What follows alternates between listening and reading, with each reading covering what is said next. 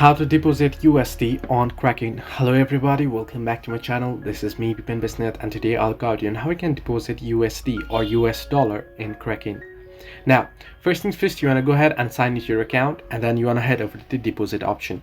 Unfortunately, I'm unable to show you here since I'm unable to access to my account currently, but you can easily do it. You can log into your account, and once you have access to your account, you want to go ahead and click on deposit option. Once you click on deposit and head over to the deposit tab, you want to search for the currency you wish to deposit.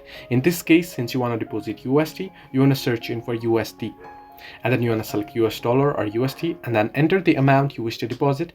After that, you want to go ahead and select your preferred funding provider from the drop-down menu. Go ahead and enter in other necessary details and you're good to go.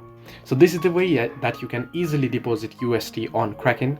Hope this helped you to like and subscribe, and do not forget to leave a comment down below if you have any further issues.